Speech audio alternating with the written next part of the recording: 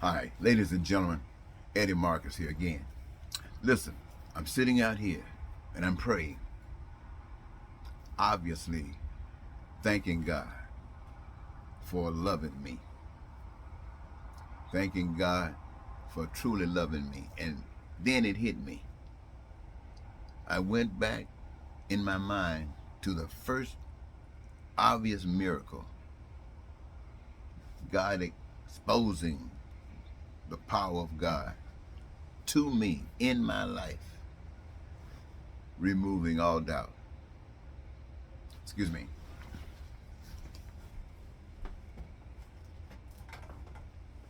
Oops. Removing all doubt.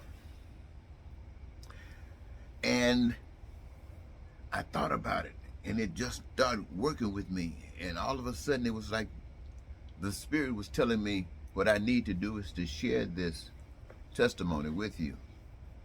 And so here it is, ladies and gentlemen. I'm a young man. I'm not in high school yet. So I'm somewhere in that age range, under high school. So it's about, wow, wow, 7th grade, somewhere in there. But I'm going to give you the short version, okay? One day, I decided that I was going to go to the lake. I'm living in Mississippi. In Mississippi, where I lived, we had no access to pools and stuff like the white people. So we had to go to the lake. We have a swimming hole, that's what we call it. And so when you go to the swimming hole, we usually would go after school. Some of us would, when you get out of school, go by the swimming hole, because if you went home, you couldn't, some of us couldn't come back to the swimming hole because we had work to do. So we'd go by the swimming hole, and you got the teenagers and the big boys, they could swim out in the middle of the lake. Some of them have inner tubes, and by you being little, you had to stay around the little wade in the water stuff. And I kept wanting to be out in that big water. I wanted to be out in that big water so bad. And so I told myself, I can swim in that big water. And I know I can swim in that big water. But now I had to plan this. I wanted to go out in that big water, but I didn't want to go out there when the big boys were there. Because if I attempted and couldn't make it, then I'd probably be a laughing stock. So what I planned to do was to go out there at a time before the big boys got there. And then I was going to swim across the lake. That way, I would have proved it to myself, so I didn't have to worry about what the big boys were going to do. And so I got out there once. No big boys or anything was there. And I started going for it. Never been doing these strokes before, usually just dog paddling. And so I dog paddle as far as where I'm familiar with dog paddling. I'm getting in some deeper water, so I start stroking. So I'm going on out in the water. And all of a sudden, ladies and gentlemen, I look up the lake or down the lake, one of those ways, and on a tree trunk, there was a moccasin.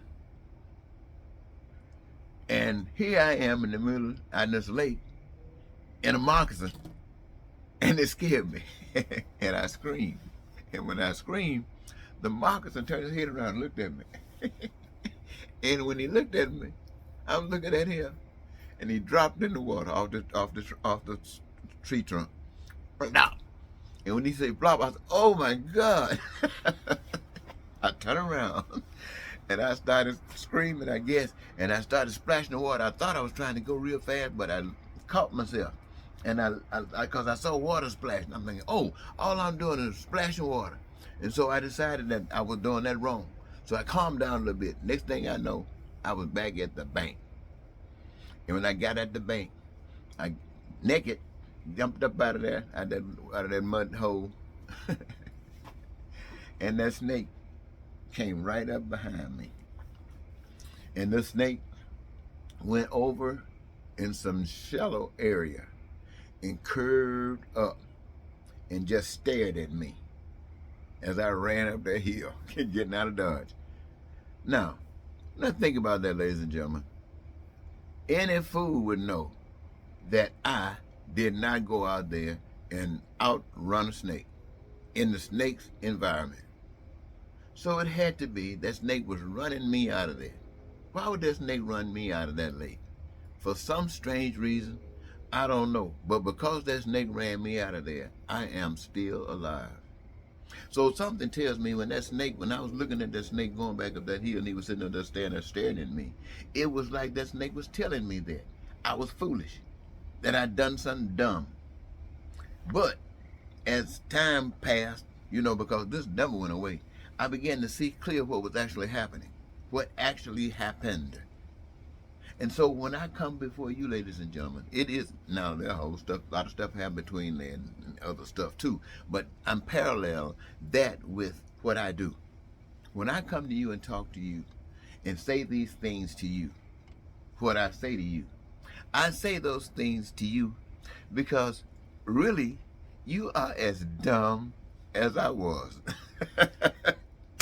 I was dumb. I was to think that I was going to swim across that lake. And I wasn't. That's apparently I wasn't, because I didn't. Why? Because that snake ran me out. So, in essence, that snake saved my life. And I am alive because something cared about me. I put God in there now. I got God using that snake to get me out of there. Cared enough about me to save me, to get me back out of that lake. The message to me is when I say that you are as dumb as me, you think you got it going on. But we are all living a lie. All of us that's living according to the dictates and rules and regulations of humankind are living a lie. What I mean by living a lie, I mean we're living according to a choice that is anti the beauty of righteousness. It is anti the beauty of righteousness. Now, within the systems of government that people operate under, there are some what's the word? Some things that represent. There's some good things. That's what I want to say. There's some good things that's happening in it. But that's not what it's all about. The good things are there to keep you blind. Because even though those good things are there, the system that is guiding is the same system that has always been. An evil, corrupt system that denies the beauty of the righteousness. And so we are all caught up in that. So my coming back here, saying these things to you is to be the snake. To be to you what that snake was to me. To save my life. Me being the snake to save your life. To tell you that you're living according to a lie.